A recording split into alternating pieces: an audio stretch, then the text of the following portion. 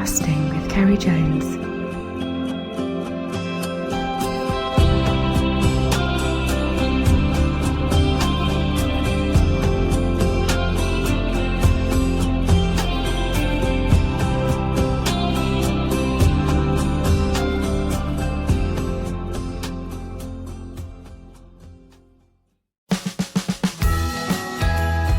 Hey guys, I hope you all had a fantastic Christmas and enjoyed listening to part 1 of the Christmas podcast.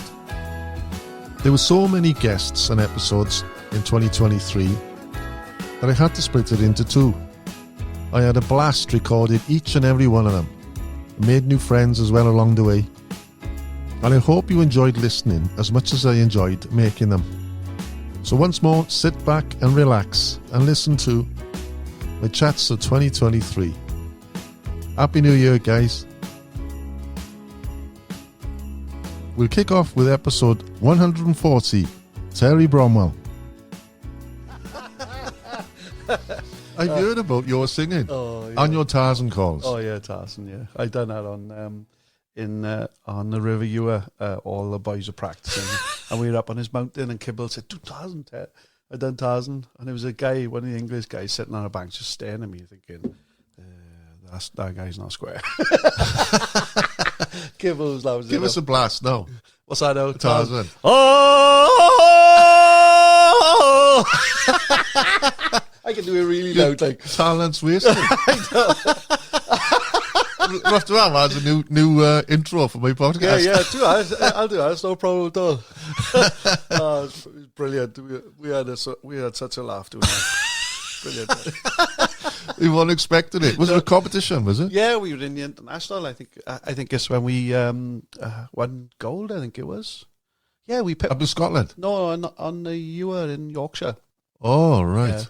Yeah. Big upset. But so many goals now. We've had a few. Bloody hell. Yeah, quite a few. I don't know how many you had actually. So you did the call after you'd won? No, we were doing it while we were practicing walking on the beach. So everyone was about like, I found this big log in the tree and Kibble's looking at me, he said, 2000. He could hear it go down the valley. Yeah, that was a good laugh. In the morning you can do really well. In the afternoon is always that's where you win it really. Because everyone has fished the water before you, all the teams have gone through it, and you avoid a blank or 2 and 2. Like in the morning, I think me and Simon we fished the same water.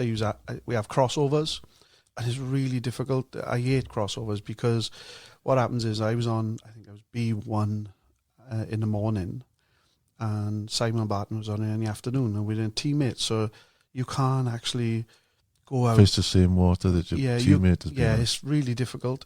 So what you gotta sit down, talk about the situation. Like I know Simon's strong points and where he's good at fishing. What kind of water he likes. So what you tend to do, and you go, right, I'm going to fish this water. I'll leave this for you. So you kind of protect the peg a bit. Oh. Because an English guy or Irish or a Scottish guy can come up onto your water. That's how you move through the pegs. So what I done was I left a lot of water unfished, and this was this was the plan. So how big a peg or stretches? A couple hundred yards each. Yeah. And as much as that? Yeah, what you do is you've got an English, Irish, Scottish, and a Welsh guy in a group. So you have A1, A2, A3, A4, and then you have a start and a finish in that area. So you can go anywhere you like. So if there's a Scot below you, 200 yards, and you want to get down there, you can run all the way down and get in 30 yards above him, and there's nothing he can do. And that's how you kind of like optimize your beat, so you protect it and you fish it. But if there's a big bend, you can think, right, there's a good area to fish, and say he's downriver a couple hundred yards, you can run down without him knowing and fish his water quickly and catch a few fish, and then run back to your own water. Is that what you got, Nike waders? Yeah, Nike waders, Nike boots, Nike waders, and I'm still suffering for it now. But it's a lot of it's tactical. People just think you're fishing, but there's a lot of tactics involved. 138, Nigel Savage. You pointed out to me when we were on the walk, we were going out to the jetty today, the two different types of pen fry. But to me, I couldn't differentiate, only the size. Yeah. But you said because of the size, you knew which was which. Yeah, I mean, I think the predator issue is, I mean, as regards fish full stop, not necessarily trout, but coarse fish, it's like pike spawn first, then your perch, then your roach and your zander and stuff like that. But the perch always seemed to me, it looks like they're hatching slightly before the roach. And I've actually witnessed a fish no more minuscule. If you're going to Oldman, like 3/4 of an inch fish feeding on tiny fish for about 1/4 inch. Wow. I didn't realise that different fish spawn at different times. Yeah, I mean the pike are very. I'm not talking about trout fish, but pike. They're the early spawners, and they seem to linger through. The bream are still pretty active. I saw some the other night in Fanciana. I thought the trout. I thought there were too many of them. And then I realised, looking at the depth of them, they're definitely shoulder bream still hanging around. They're probably just cleaning themselves up now. So the trout will take the perch fry as much as the roach fry. Years ago I can remember hooking a fish in East Creek just down the way from the lodge, and it was those days before fish were being killed, and fish were being killed rather than catch release as we have now. And this fish, it got something like 52-inch perch in it. Wow. It was mental. It came up from a floating fry, took it, and I missed it. It came on again. Now, normally you don't get a second chance. But when I got home, I realised when I gutted it how many fish were inside there. It's got 3 sticklebacks, must have been the starter. 149, Andy Barton. One of the things that, I think everybody picked up new hobbies to try and distract them from the challenges of COVID. One of mine was collecting whiskey. Is that right? Yeah. Collecting or drinking? A little bit of both. But the other part was trying to get a bit healthier. Maybe the whiskey is Healthier? Yeah. The whiskey helped there a bit, but I was way overweight going into COVID, so I actually used the first month of COVID just to watch the diet a bit more and do a bit of exercise. I've never ever liked going for a run, so I said I need something to help me go for a run. So I started listening to fly fishing stuff and fishing podcasts, and came across yours. It was recommended to me from one of my buddies who fishes down here. So I started listening to this. I was able to run then and listen to something that was interesting me, particularly, the anglers that you'd interviewed previously around the Corrib in the west of Ireland. You wasn't here then, though, were you? No, weren't, no. Living in Austria, living in Vienna, but come over 4 or 5 times a year. Use most of my holidays to come over, bring the kids over. Been coming here since I was born. This is your second home, this, isn't it? This is my second home, yeah. And what a place it is. We're sitting here now in front of a roaring fire, and you've got these like bifolding doors, patio doors, with a decking and a view to die for. Yeah. You must be pinching yourself when you actually got this. Every day. Sometimes it's fate when these things happen, toss up between meetings and going on the lake. The lake is always going to win. It was funny actually, because when we came yesterday, we pulled up and we'd arranged to go out for a few hours, because you said you had a slot. You had some of these team meetings, or Zoom meetings, and then you had a window of, say, just a couple of hours to go out to fish. I chuckled to myself when I was in the boat, because the conditions probably yesterday were the best I've seen for a long time. And those days are quite special. They don't really come along all that often. No. Where it was a nice rolling wave, where up until yesterday we had those gusts and strong wind, and then yesterday you had those slicks going down, and there was a hint of sun now and again and dark clouds. And the first drift we had, we ran over towards Inchigill, one of the markers, a long spit to shallow, and we saw a salmon jump. Then you had one, and then there was more fish coming. And then I was looking to you and I thought, oh Jesus, how can we go in now? And I could see you on your phone. And then you just said, that's one meeting cancelled. So it's nice to think that, you got the flexibility. You obviously didn't tell him that there was a good wave. No. You said there was something else. And I thought then, and we were catching, and we had a good couple of fish come to the flies. And we ended up with 2 nice fish each. But what would have been nice to top it all, because we did see a few salmon leap. Oh, two beautiful salmon, yeah. And I in my head, I can imagine, I thought, if we had one of those salmon, it wouldn't have been one meeting you'd have cancelled. You probably would have said, right, I'm off for the week. Probably resignation. It was a great day, though. 137, Lewis Henry. Fish that live in a river, they're not migrating up and down the river system. They'll generally find a rock and that's their home, so they're sitting in that same position all the time. So you go back week in, week out and you'll see them in those same spot. The only thing that dictates whether they move is based upon whether the rivers rise and all that massive water's coming through the middle, so they're forced to the edges, or when the river levels drop, that they're forced into a new area that's deeper because it's not deep enough where they were previously sat, or whether they get caught or pressured so much that they decide to move out. Or again, the last thing is probably during certain hatches, they'll move into different parts of that pool in order to make the most of the buffet that's on offer. But yeah, they will stay on station a lot of the time. So you always know. How big was the fish? The fish. We didn't weigh these fish, but both of them were over £5. Wow. The one that I targeted multiple times, fish, so one was closer to 6. The one that I didn't see, and that was prospecting, with Terry telling me where that fish lived, like to the point he said the fish lives under this tree, and I cast under that tree and I caught it. But he really knows his stuff. The other fish caught it before as well, did he? But I don't know if he'd had that fish, but he knew where they were. I'm sure he's had most of them, but. The other one was, it took like 20 fly changes, and it was on the 21st fly change I caught it. And again, using a bit of information that Terry had told me his story. This is what the beauty of fly fishing and the social media network is, we can learn from other anglers, even having not experienced it ourselves. So Terry told me he caught his biggest ever fish on this particular river system on a drowned gnat. So he'd tried everything, and he submerged his gnat, so he just gave the line a twitch so that it submerged under the surface, and the fish ate it with complete confidence. So I basically pulled all the buoyant fibres off the dry that I was using, that I'd already casted the fish and he paid absolutely no attention to. So I pulled all the buoyant fibres off, wet the fly in my mouth first and cast it. Straight away the fish ate it. He just came over. Now it still created a movement on the surface as if it were rising, and this is sometimes what confuses people. When you can't seem to figure out what that fish is eating, a lot of the time it's because it's not actually eating something within the surface film. So the footprint that fly is leaving is incorrect for the stage of the fly that the fish are eating that fly at. So that's very much important when we're fishing within the close quarters of the surface, is the footprint is giving off the right impression for the fish to eat it. So what I call the chip in the bowl theory. Your fly needs to look like every other chip in the bowl. 143, Tony Davis.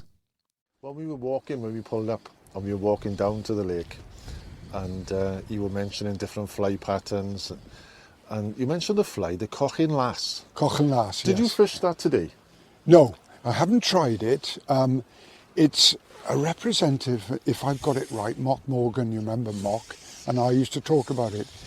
Yeah. It was an upland lake fly in Wales, and it's meant to represent the heather fly.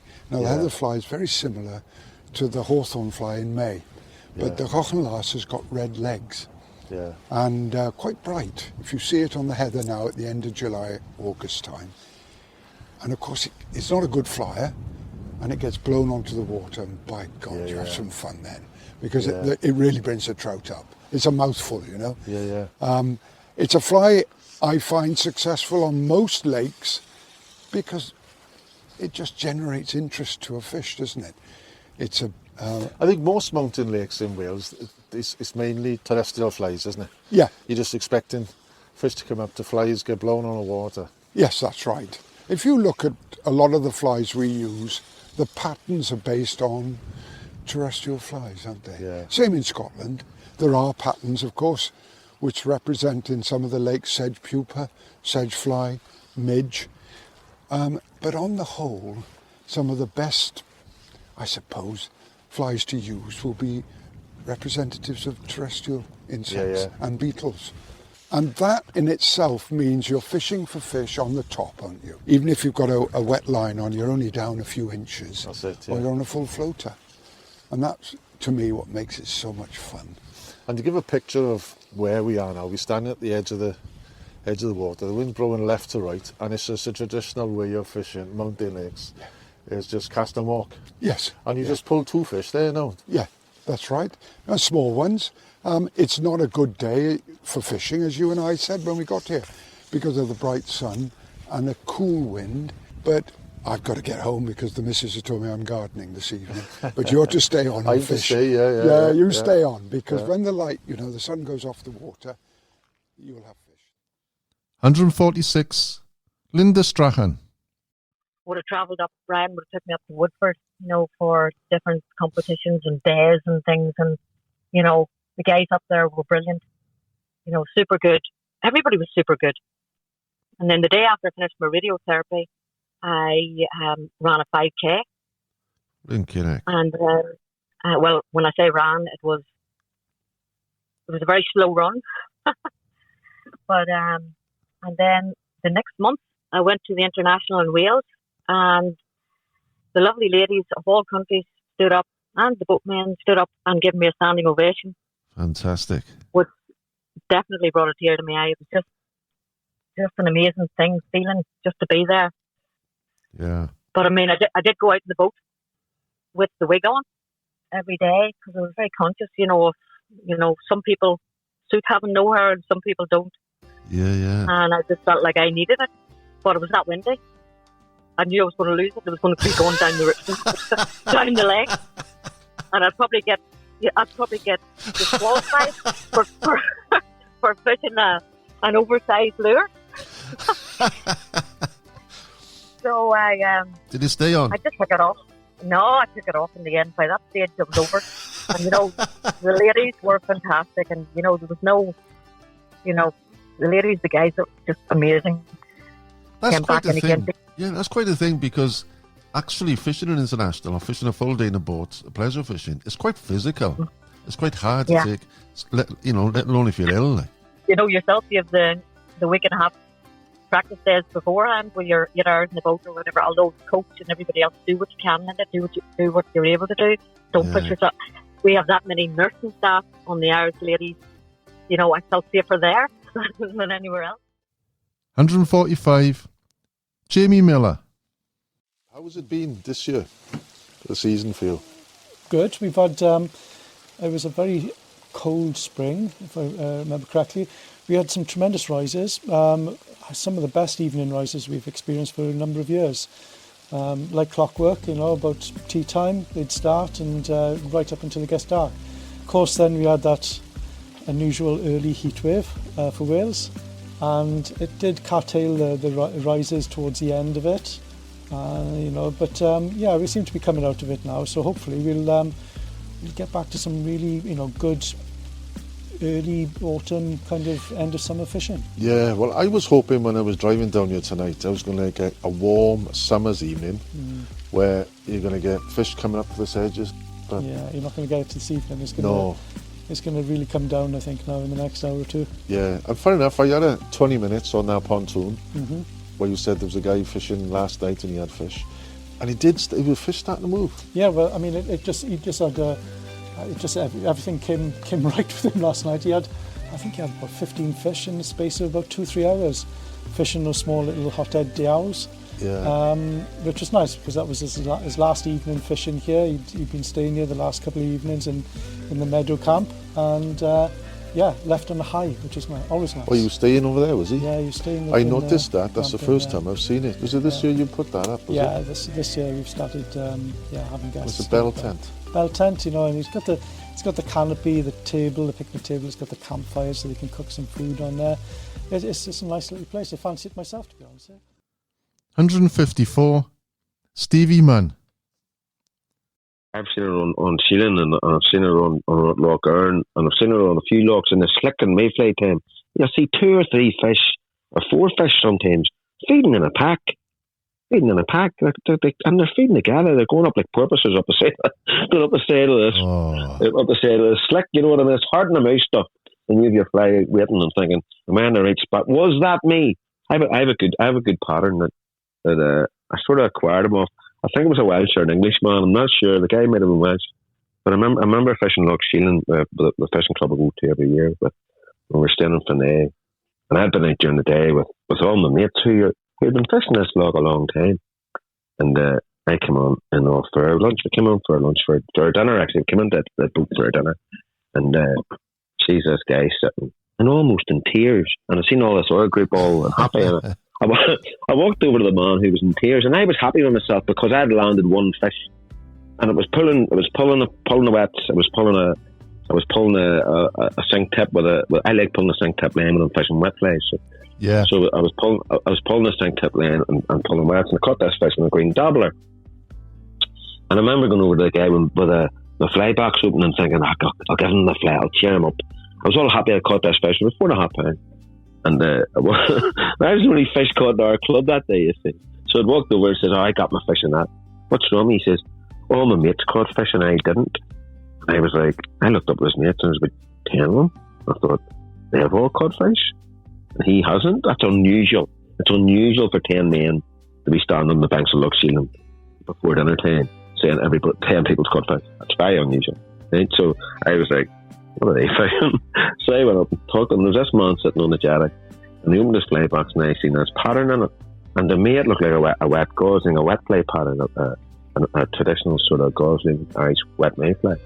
And when I said to him, what's a wet fly? He says, no, it's a drag. He says, a fish is drag. And then he gave me it. And I took it home and I looked at it, and I knew what it was tied with, but apart from the tail fibres and then I seen the grey cat, and I took a cut on the grey cat and tied it in. That fly is deadly. I'm not saying the grey cat is the thing, but that fly is deadly. Whatever way it sits in the water, whatever way it is deadly. If fish are taken spent, they do not refuse it.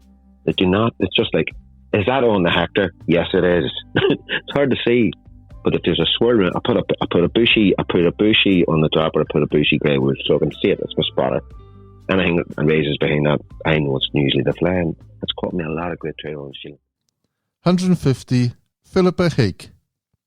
You've made a name for yourself in the tie-in scene, and we actually met in the BFFI earlier on this year. How did you get into tie-in? So tie-in came about. Me and my dad had been fishing I can't remember where we'd been. We'd been fishing somewhere, and I'd asked him if we could call in at Fly Only, which is one of my local fishing shops, which is based in Huddersfield. It's family run by a guy called Stuart and Vicky, and they have a son called Dylan.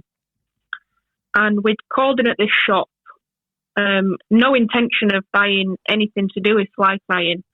And Dylan used to be at the shop tying flies, and he's a pretty good fly tyer. Like, he ties classic salmon flies. He's had like guidance from the likes of Paul Little.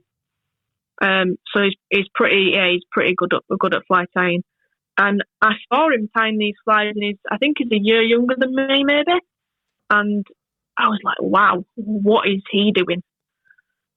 So of course I look at Dad, and we walked out of the shop with a Vineyard starter kit. Great. And one of them really, really cheap vices. I think the vice was like £10 or something like that. And he said, my dad, to the shop, the lady at the shop, Vicky, he was like, she'll use it for a week and then it's going to go in the loft and it's never going to be seen again. And slowly but surely, the little box turned into a bigger box, and then the bigger box then turned into taking over the spare room with a desk and stuff. And yeah, it just never stopped. And I regularly tell my dad, look, it's not in the loft yet, and we're 10 years in. 148, Colin Dodd. So what was the story with those letters? They go back to like 1914 or something, you said? Yeah, 1904, I think, is the earliest one we have. There, the correspondence between visiting anglers. There would have been a couple of renowned anglers at that time, John Henderson, both senior and junior, Lord Kingston, Leonard Brooks, F.B. Hinchcliffe, and these lads would have been all members of the Fly Fishers Club in London at the time. They would have been pioneering really dry fly fishing in the chalk streams in England. They used to come to Ireland, fish for salmon every year, and they got word of Loch Arrow. The tactics that they were, I suppose, employing and trying out on the chalk streams, and the flies they were tying.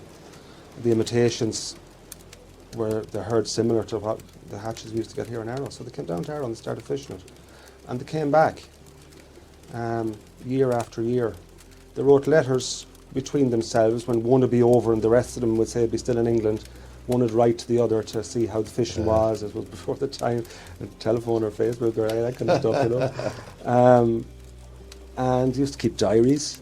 They and we have some of the letters, and it's amazing how advanced these lads were at the time. Like we have letters where they have detailed all the hatches, all the flies on the lake, like with all the Latin names of them, the full breakdown of everything, like unbelievable stuff. Like for I mean, it's good reading. Years You can imagine reading those in front of a fire with a glass of whiskey.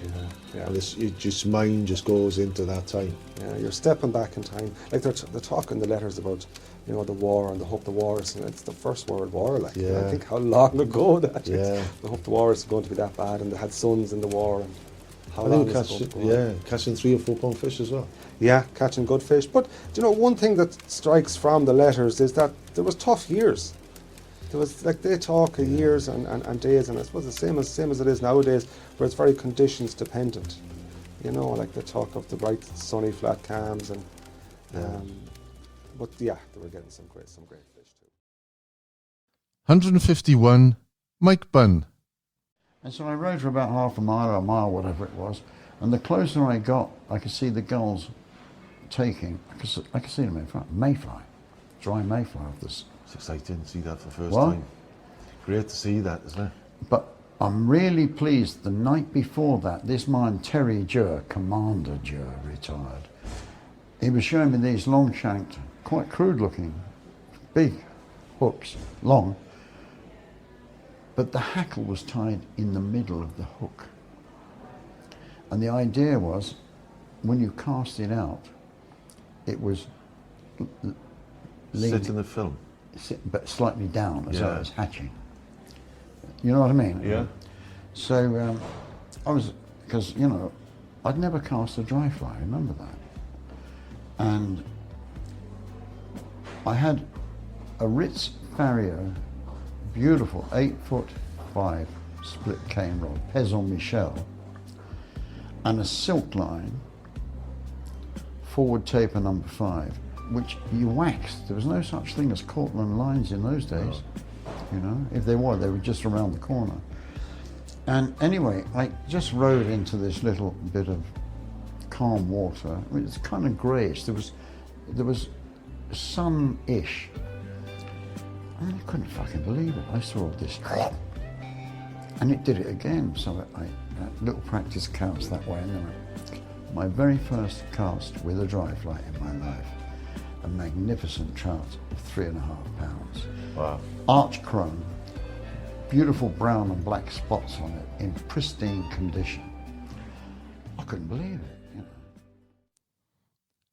152, Will Millard. And in Ken's case, he was savagely beaten up after a night out in Derbyshire, in the town of Ripley. And he came round from a coma, and he just decided there and then that he would never, ever allow someone else to dictate to him the terms of his own life. And that changed him profoundly. And you do when you do encounter people out in the wilderness, sometimes there is a little bit of a trauma that becomes a sliding doors moment where they really feel like they just want to have complete control over their life, and even if it means they have to suffer and be hungry and be wet and be cold and not have a permanent roof over their head, they're going to do it because it gives them back their freedom, their sense of control. I think more and more recently, more people are getting those thoughts because I watch YouTube a lot, and these sort of videos where people just do that. They do videos of themselves doing it, whereas he just did it himself. There's no record of it then, I suppose.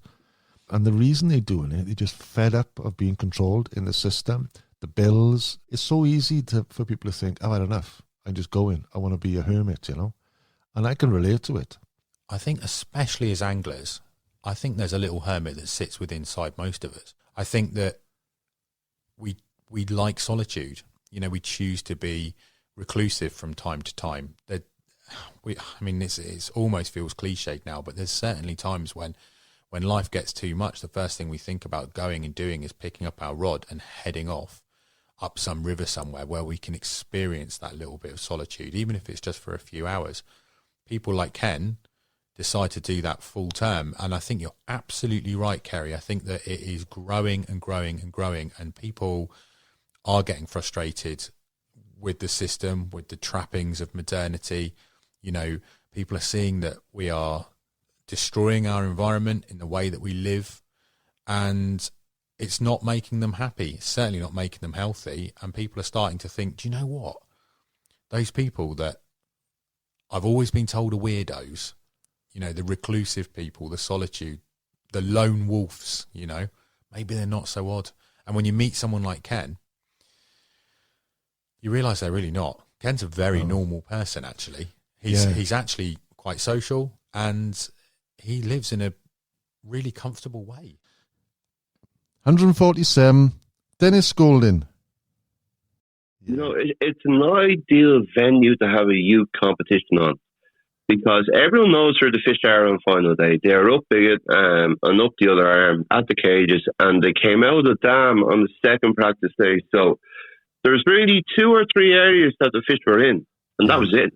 And everybody knew what they were, and it was up to the kids to battle it out on the playing field. And, you know, we were lucky. I mean, we weren't lucky. We did the work, but, you know, the kids really outperformed themselves. Like, some of our kids wouldn't fish in boats that often, and they'd be more bank anglers, but a few practice days, you know, qualifiers over here in Ireland, and then getting out with experienced anglers in the boats, it stood to them, and all they had to do was fish. Do you know what? One thing I noticed when I looked at the results, nobody out of the 4 countries blanked, and that doesn't happen very often. So everybody did catch. No, Gaza and Russell made sure of that. Yeah. And a lot of credit has to go to them for that match. Yeah.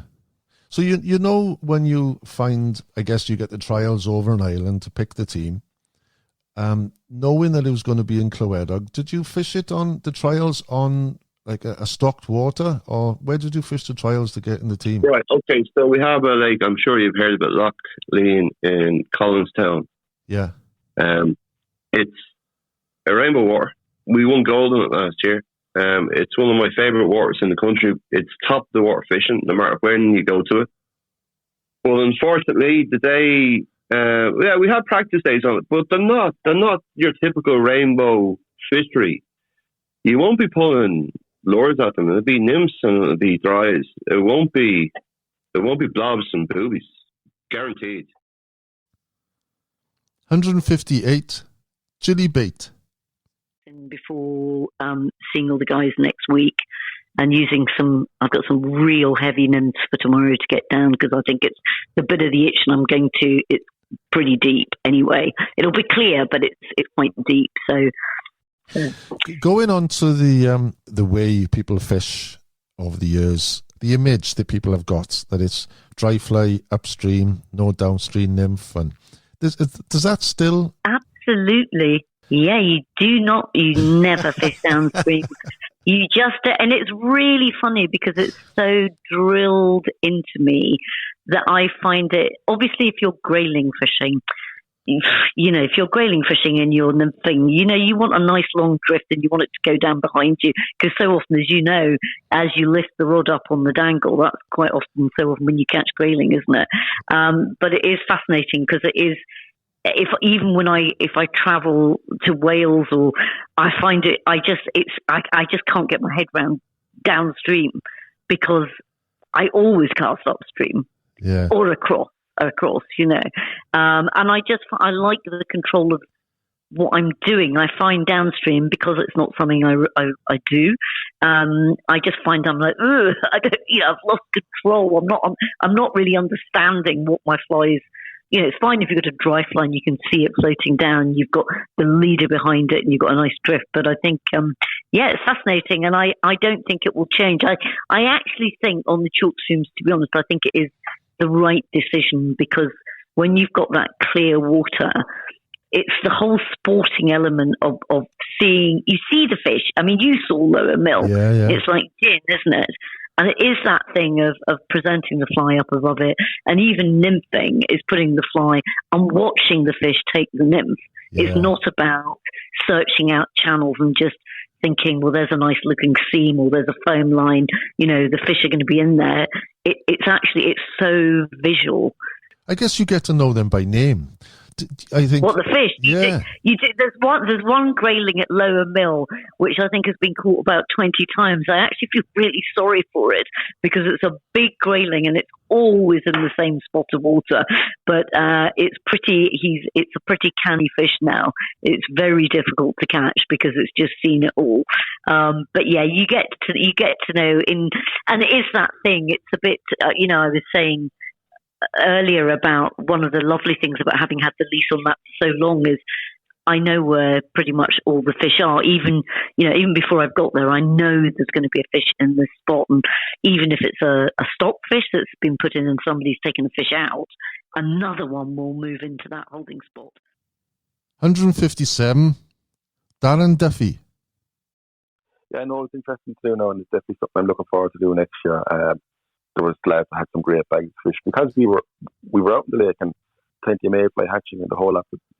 There was no fish on the surface, and they were gorging themselves in the nymphs. So do you actually move the flies then? Like when you're fishing the glues, you're just keeping in touch, or do you actually retrieve the mayfly nymphs? Don't you? With the mayfly nymph, it was a slow figure of 8, so I was retrieving them, but I was retrieving them slow. I wouldn't be retrieving them quick, so I was retrieving them slow. I think some lads do fish them like glues, fish them static, but anytime I've seen a mayfly nymph, they're kind of moving, so I'm not too, as in I don't mind if I'm moving them a bit. So I was just a slow figure of 8 moving them back to me, and it worked. I fish every day I was out, and like I said, I got that fella, and I got him on the middle dropper actually. It was interesting. I don't really get too many fish in the middle dropper as a rule, but stuck on the middle dropper. Yeah, it was, and good fight. I was in them for a good while there, and I was in them, I suppose, 15, 20 minutes maybe, but just dog it out, just down deep, and didn't want to move, and I wouldn't be too lenient on fish now either, I suppose. Once I get him, I'd kind of lean into him a bit, and I just knew after a while with this fella that he wasn't giving up and he wasn't getting weaker. He just stayed down. So I had to go after him twice in the boat. He was just upwind of me. Nice, yeah, he was upwind of me. I just couldn't get him back down, so he was just high in the water, and I was just drifting away slowly. So I had to go around twice, and the third attempt, I got him in front of the boat, and I got him up, and it was only when you really hit the net, and I went to lift him out with one hand, and I couldn't lift him. I realised that the kind of size and so and no one there with me to get a decent photo or anything like that.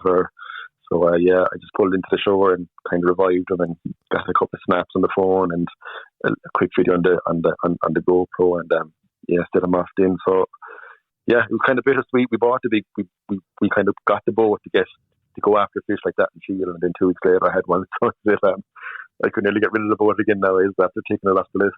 Well, would have been at the start of May, was it?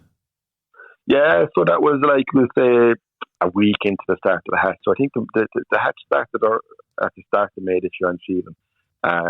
So that would have been probably around the 10th of May, I'd imagine. Right. Early enough in the hatch. It was early enough in the hatch that there wasn't, the fish hadn't switched on to spent or anything like that yet. So I think it was around the 10th. Something which I was amazed at was a photograph you sent to me yesterday of the mayfly nymph, the natural, and they had these lilac-coloured, quite vivid breathers. I've never seen that. Do you actually tie your patterns with the lilac in it, or is this just something new you've come across? So I saw that this year, that photo with some chap put it up on Facebook there, and like you, I was shocked. I was like, I didn't think they had that kind of colouring at all. I thought they were just drab old things. So I saw that lilac, and I did tie mayfly nymph with lilac in behind the thorax then, and I had some good fish on them. I actually had that big fish on one where it was lilac, but it wasn't. It was like a light bright material, so like lilac light bright material, but it wasn't very garish or anything like that. So 159, Rob Redman. I took my first fish, which was £7 in July. I remember that. Seen the picture of it. Yeah, so that was the first fish I had. So he was a nice fish, multi-spawner, heavily spotted fish. So, by what I mean there by multi-spawning fish, the more spots a sea trout's got on him, the more times he's run the system. Is that right? Yeah, well, yeah, that's the. I know a girl. She got lots of spots, but you might know her. Yeah, I probably do. I didn't know that. More spots. Yeah, so the more spots a fish has got, the more times he's run it.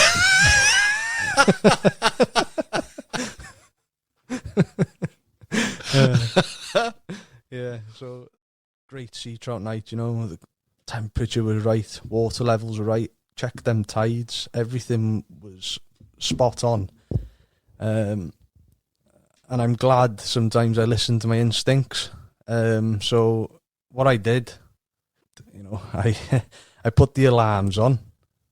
So I go for a bit of a nap before going out, because if I've got to work or something the following day, or I need to get up for something, stick the alarms on. And so you come home from work? Came home from work. Have an hour or two? Yeah. Have an hour or two, put the alarm on, but obviously I slept through this alarm and got up an hour late, so I got up and I didn't know where I was, and I was like, oh God, am I going to go or not? And I thought, yeah, bugger it, get out there. So I got up, got all my waders on, my rod was already set up, I had the flies on because I knew what I was going to do. So I got down to the car park, walked down, rushed down. So you keep your rod set up all the time? Yeah, my rods are set up, That's cool, yeah. Yeah, throughout the whole season, really. I'd never break them down. Change the leaders, obviously, but, put the right flies on.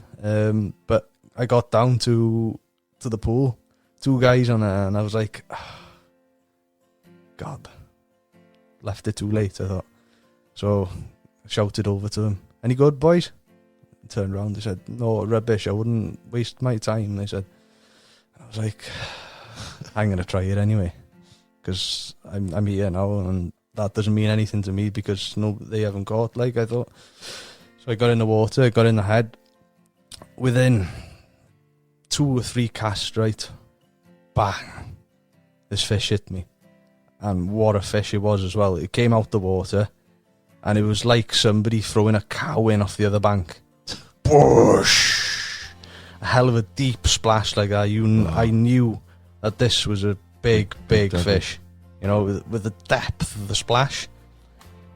And he took off down the pool, and I couldn't put anything on him, right? I had to get after this fish, and he just kept going. He passed these 2 lads, and I said, move out the way, boys, he's passing you. And I grabbed him, I had a firm grip on the rod, and I was, because he was pulling so much line off, all I remember was putting my hand round the spool of the reel and trying to stop it, and it was just burning. And he kept going down like this, and I couldn't see it obviously, but I could feel, and I heard that backing loop going through, ding ding ding ding ding ding ding, and I knew then I was into the backing, and I thought, oh no. 160, Kevin Sheridan. You could be out and you'd see something different in a mayfly wing. You see the grey vein, so you try and incorporate that into your patterns as well. Like, yeah. So you'll always be constantly thinking, and how can I do this and how can I do that, and you'll see a fish and he'll come to a fly, but he'll turn away, and you'll think to yourself, why did I do that? Or how did he do that? And why did he turn away? Like a good example of that was this year on Sheelan, where I was out in the deeps on my own, and I seen this fish boil. The water was actually boiling. I didn't even see the fish. Just the water was just moving.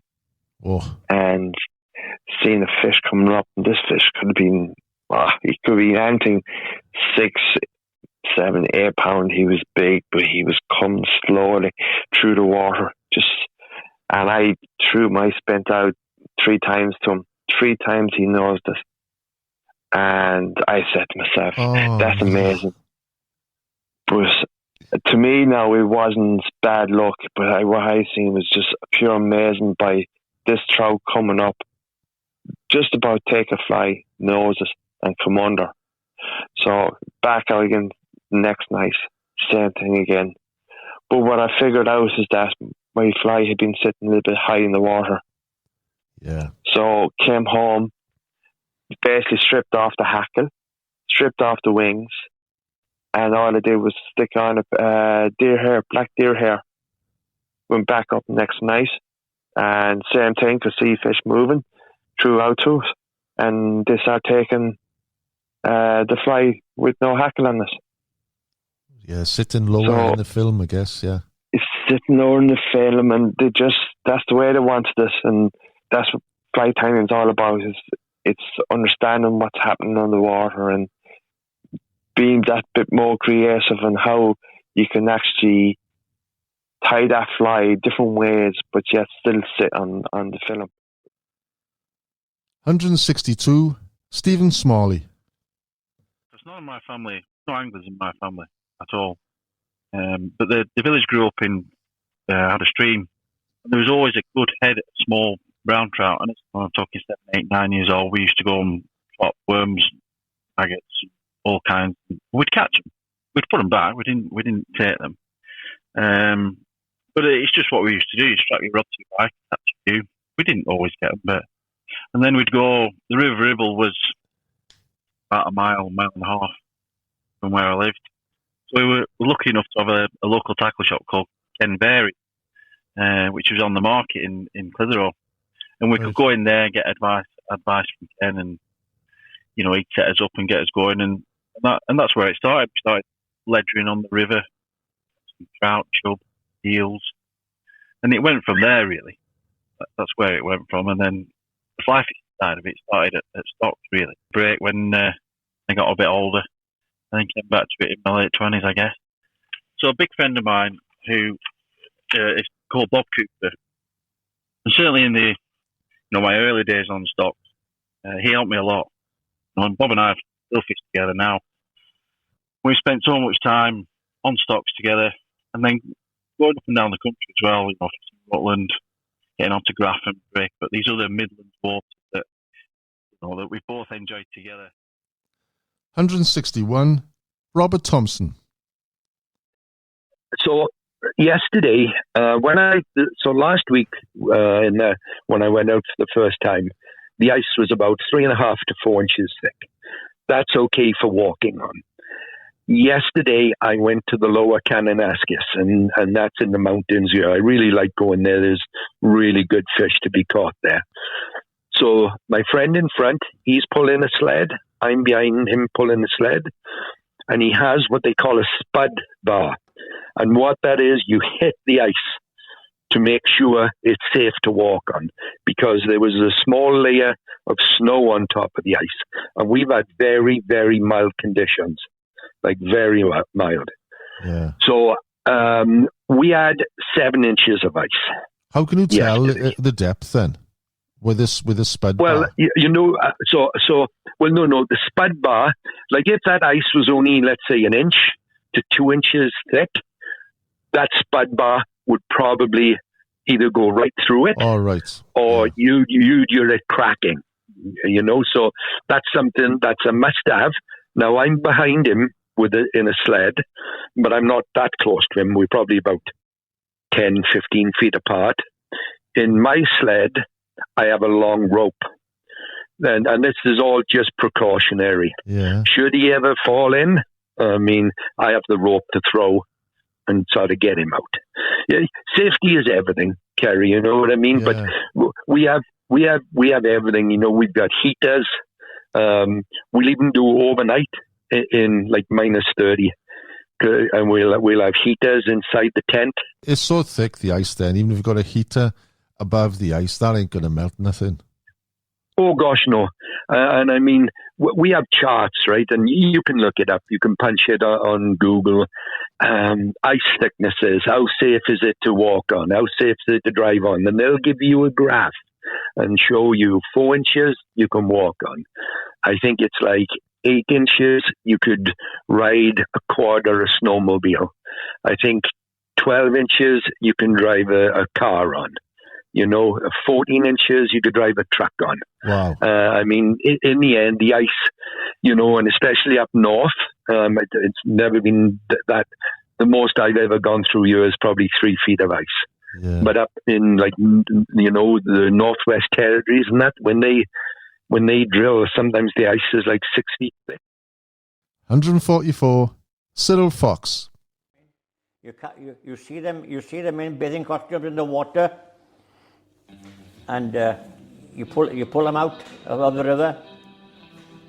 And I said, "Oh, we're only bathing." I said, "Okay, then come out." I said, "Can I smell your hands?" Right? Smell. You can smell fish on it, okay? Yeah. And then I said, then we pull the trunks down, and there you'll have a snare inside the trunks. No. Yeah. I went up on top of it one day, and I thought I seen a plastic bath up there. You convert it into a little boat, a plastic bath now. So Really? like, yeah, I brought it down, yeah. You mean everybody will jump inside and take a photograph of it? Yeah, it's good, yeah. I knew the guy who did it. I knew the local guy was. There was so much poaching here when I started here. I had a dog, but obviously he was a Labrador, but he was a good dog. One dog I good. Say now I'm walking down the field with my dog, right? You Bobby, and his tail be up in the air, wagging away. But once I see his tail go between his back legs, I knew there was somebody about. Oh, was it? Yeah. And I remember one Sunday, I was walking down there, all the way down with my dog, and then, but 100 yards before I come to his catch, his tail went between his legs, I knew. So I pulled my bitting. I carried a 12-bore poaching gun. Fold it up and you can put it in a barber coat. You get me? Really? Oh yeah. I bought a barber. You had to protect yourself. You mean? Get him it rough. You'd fire it just to frighten them, wouldn't you? Oh well, I'd fire over their heads. Okay, Yeah. you mean? I caught a bloke by here foul looking. 2 of them. And he said to me, if I come across, he said, "You and the fucking dog will be in the river," he said. And I said, "Come over, mate," I said, and I fired my gun in the air. Fucking hell. I hope you've enjoyed part 2 of this Christmas podcast. If you haven't listened to part 1, tune in to last week's episode. If you're listening and haven't yet joined as a patron, you can listen to the full 162 episodes by tuning into patreon.com/Customer Kerry Jones. Have a great Christmas, guys, and as always, may they always be up in the wave.